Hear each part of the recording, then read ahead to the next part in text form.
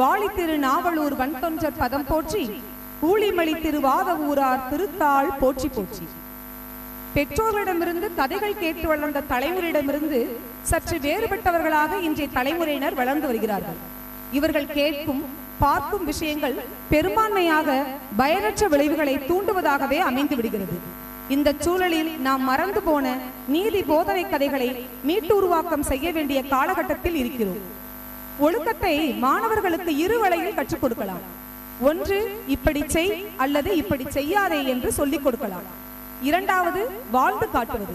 குழந்தைகள் எப்போதும் நாம் சொல்வதை கேட்டு வளர்வதில்லை, நம்மை பார்த்துதான் வளர்கிறார்கள் என்பதை நாம் எப்போதும் மறந்துவிடக் கூடாது.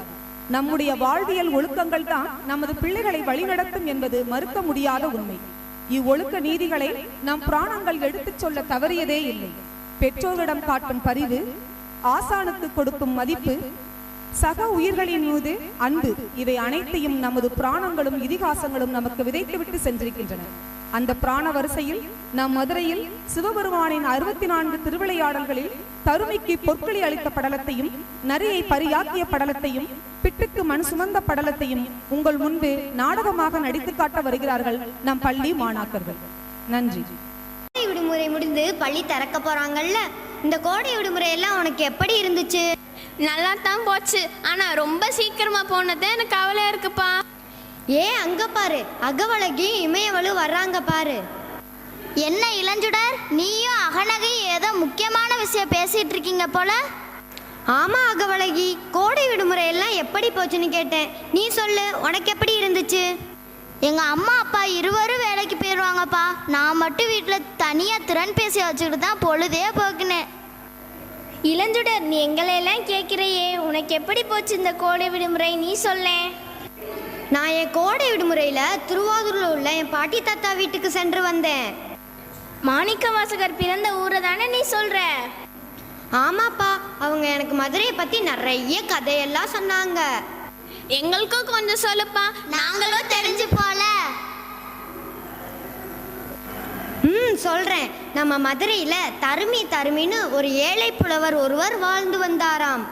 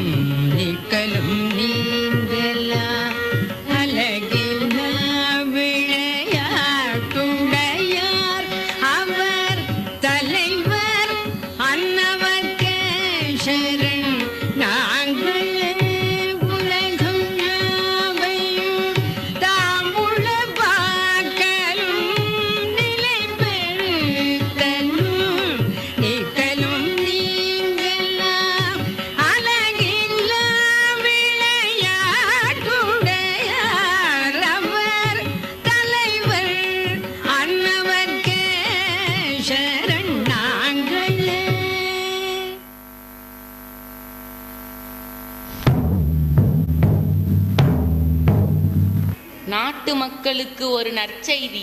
நமது சண்பக பாண்டிய மாமன்னருக்கு மனதில் ஓர் ஐயம், அதனை தீர்த்து வைக்கும் பாடலொன்றை எழுதி வருபவருக்கு 1000 பொற்காசுகள் வழங்கப்படும்.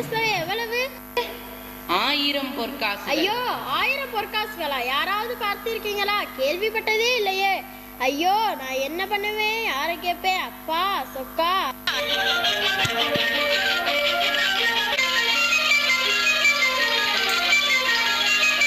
கொடுக்கிற 1000 பொற்காசுகளையும் எனக்கே கிடைக்கிற மாதிரி அருள் புரிய மாட்டாயா? தாயே மீனாட்சி. என்னங்கய்யா? உன்னை யாருமா கூப்பிட்டா? பாத்தியா மீனாட்சி, உன்னை கூப்பிட்டா மத்தவங்க எல்லாம் திரும்பி பாக்குறாங்களே, நீ பார்க்க மாட்டேங்கிறியே மீனாட்சி, என்ன மட்டும் ரட்சிமா, என்ன வாழ வைக்கும் அம்பிகையே. ஐயோ ஐயோ, 1 காசா 2 காசா? 1000 பொண்ணாச்சே 1000 பொண்ணாச்சே. இந்த நேரம் பார்த்து நமக்கு பாட்டு எழுத வரல. ஏன் சந்தேகத்தையே தீர்க்கிறதுக்கு வழியை காணோம். நான் எப்படி மற்றவங்க சந்தேகத்தை தீர்க்க போறேன்? எனக்கு இல்லை வேறு எவனோ எடுத்துக்கிட்டு போறான்.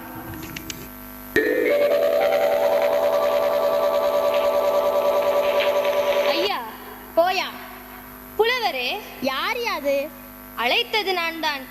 ஏன் அழைத்தீங்க? யாருங்க நீங்க? சொற்சுவை பொருட்சுவை அனைத்தையும் கூட்டி சுந்தர தமிழில் பாட்டு செய்து செந்தமிழில் கவி பாடும் புலவன் நான். நம்ம ஜாதியா? தண்டோரா போட்டாதான் நீங்களும் கேட்டாச்சா?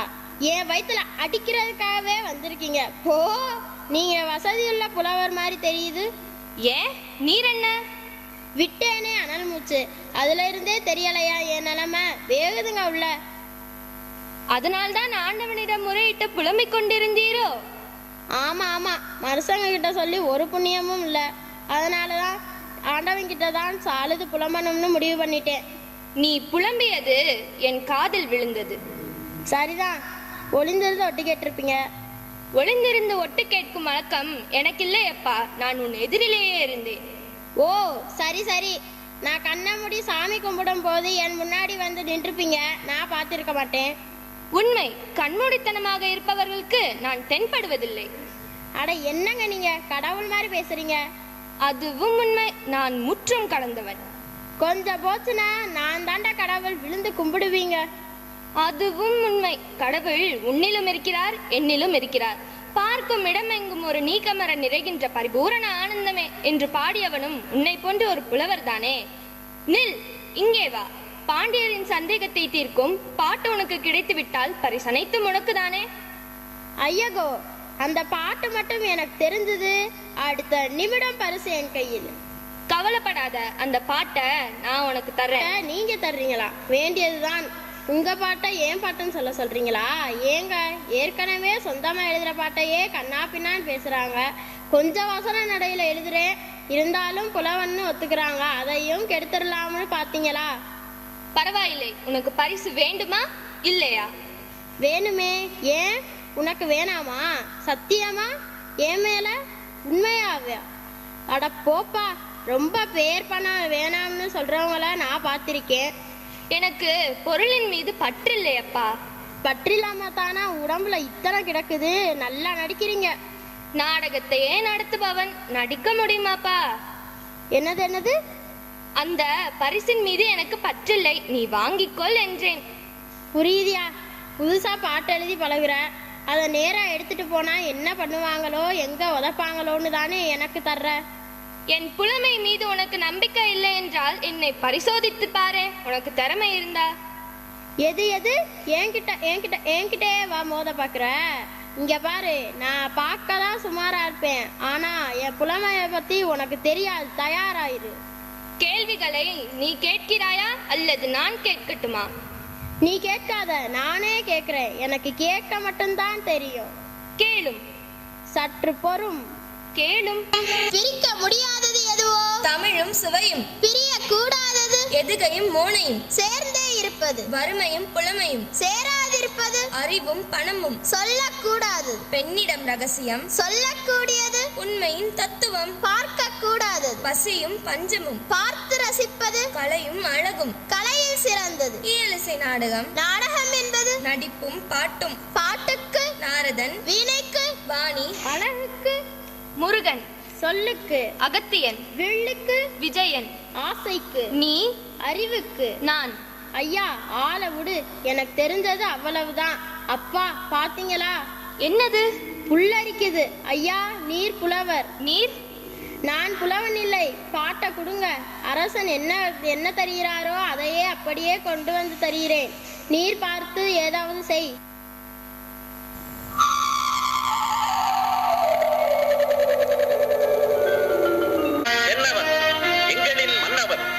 திறமையுடன் முத்தமிழ் சங்கத்தை காத்திடும் கோமகன், நீதிக்கு முதல்வன், மக்களின் காவலன், வேந்தற்கு வேந்தன், பண்பின் தலைமகன், செண்பக பாண்டியன்.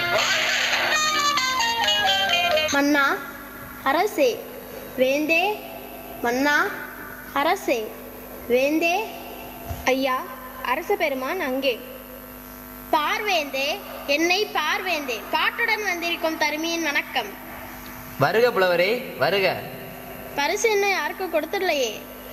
இல்லை, உமது புலமை வாழ்வாங்கு வாழ்ந்து வையத்துள் நிலைக்கட்டும். எமது சந்தேகத்தை தீர்க்கும் பாட்டை இயற்றி வந்திருக்கிறீரா? ஆம், நானே தான் இயற்றி வந்திருக்கிறேன். எங்கே பாட்டை கூறும்?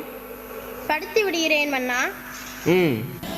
கொங்கு தேர் வாழ்க்கை அஞ்சிரை தும்பி, காமம் செப்பாது கண்டது மொழிமோ, பயிலியது கெழிய நட்பின் மயிலியல், செறியற்றறிவை கூந்தலின் அறியவும், உளவோ நீ அறியும் பூவே. அவ்வளவுதான். ஆஹா ஆஹா, அருமையான பாட்டு.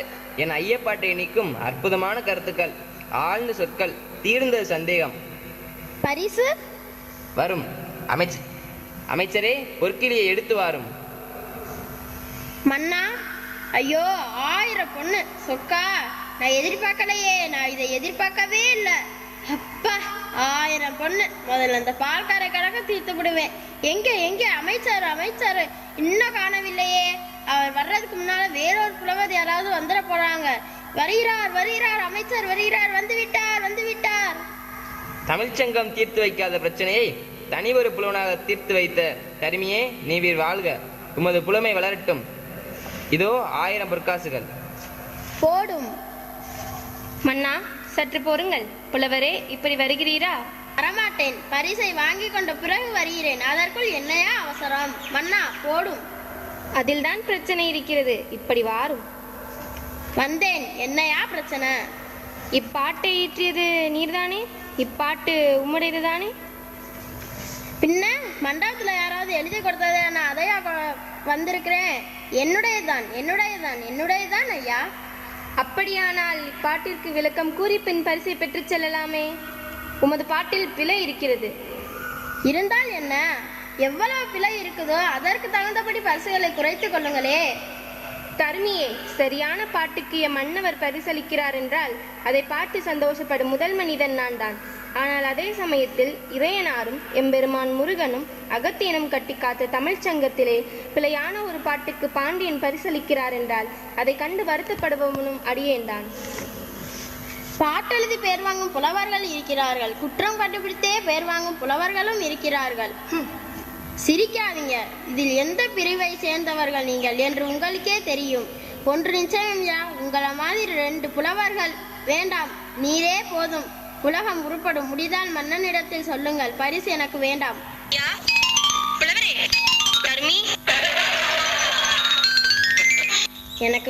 எனக்கு வேணும் ஆசை. நல்ல காலம் உதைக்கிற மாதிரியே இருக்குதே.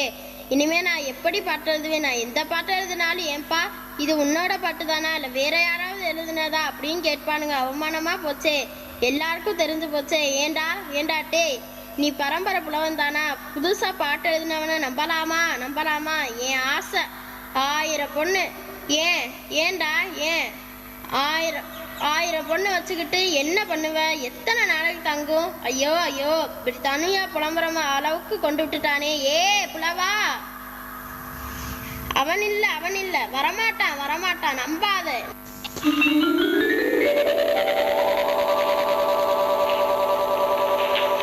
பரிசு கிடைத்ததா? எல்லாம் கிடைச்சது. ஒண்ணுதான் கிடைக்கல. கொஞ்சம் போயிருந்துச்சுன்னா அதையும் வாங்கிட்டு வந்திருப்பேன். என்ன உளறுகிறாய்? அவையில பாட்ட குற்றம்னு சொல்லிட்டாங்கயா.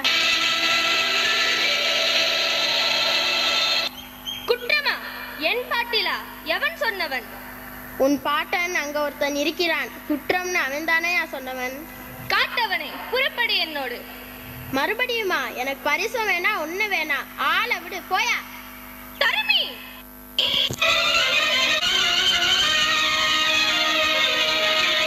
இப்புலவன் கொண்டு வந்த பாட்டுக்கு சபையிலே குற்றம் கூறியவன் எவன்? அவன் இவன் என்ற ஏகவசனம் வேண்டாம். அவையடக்கத்தோடு கேட்டால் அதற்கு நல்ல பதில் கூறுவார்கள். இது அரசு சபை என்று, தமிழ் திருச்சபை. இங்கு சகலருக்கும் உரிமையுண்டு. அதனால்தான் தருமி கொண்டு வந்த பாட்டிலே தவறு கண்டீர்களோ? பழுதுள்ள பாட்டாக இருந்ததால் பரிசுக்கு தகுதி அல்ல என்று கூறியவன் நான் தான். யார் இந்த புலவன்? முத்தமிழ் சங்கத்து தலைமை புலவர் நக்கீரர். கீரனா? தமிழ் சங்கத்தின் தலைமை புலவர் என்ற ஆணவத்தில் தான் இல்லை. அப்படி இருந்தாலும் அதனை பொறுத்துக் கொள்ளலாம். ஆனால் பொருட்குற்றம் உள்ளது. பொருட்குற்றம் யாதோ? கூந்தலில் சூடிய மலர்களின் சார்பினால் அல்லாமல் கூந்தலுக்கு இயற்கையாக மனமில்லை. பத்மினியுடைய கூந்தலுமோ அதுவும் அத்தன்மையதே. தேவ மகளின் கூந்தலுமோ அதுவும் மந்தார நறுமலர் அணிந்து மணங்கமுடும் தன்மையினால் செயற்கை மனமுடையதே. நீ துதித்து வழிபட்டு வணங்கும் காலத்தி அப்பருடைய ஞான பூங்கோதை அம்மாருடைய கூந்தலும் அத்தன்மை உடையதுதானோ? அதுவும் அத்தன்மையதே. நக்கீரா, இந்திரன் போல் நீர் உடல் முழுவதும் கண்களை உடையீராயினும் கூறிய உமது பாடல் குற்றம் குற்றமே.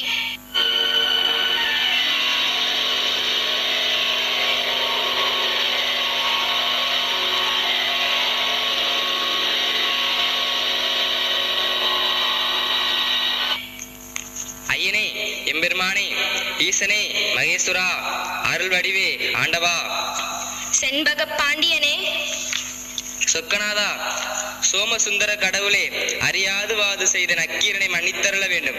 பரம்பொருளே, சினம் தவிர்த்து எங்களது வேண்டுகோளுக்கு செவிசாய்க்க வேண்டும். பாண்டிய மன்னா, சினமில்லை எமக்கு, வேதனையை விடு.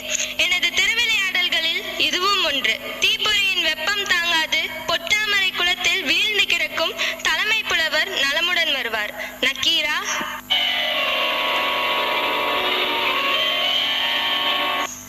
ஆண்டவா, இறைவா, எம்பெருமானே, ஒளியும் நீயே, உலகமும் நீயே, வாளியும் நீயே, உலகும் நீயே, மூலப்பொருளே, அமிழ்தினும் இனிய தமிழ் மொழியின் பால் நான் கொண்டிருந்த பற்றின் காரணமாக செய்யுளில் பொருள் குற்றம் ஏற்படலாகாது என்று எதிர்வாதம் செய்துவிட்டேன். ஐயனே, இச்சிறியனை மன்னியுங்கள்.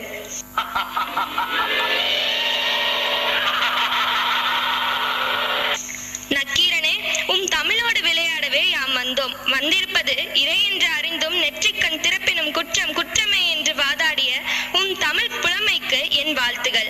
வாழ்கனின் தமிழ் தொண்டு.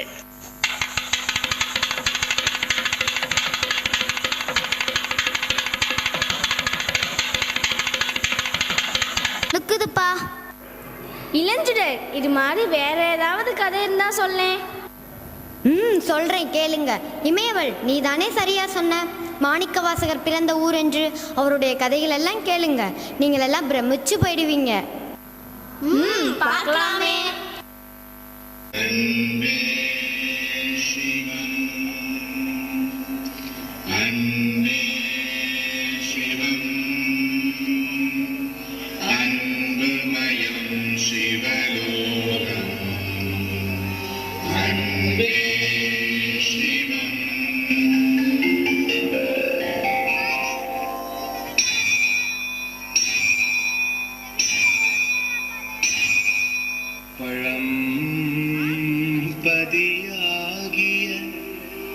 பாடிய நாட்டினிலே பூங்குழல் ஆற்றங்கரையினிலே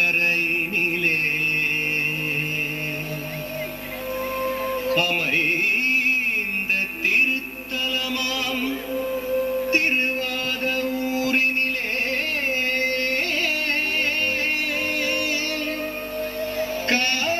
காவியநாயகன் அவதரித்தார். நம் காவியநாயகன் அவதரித்தார்.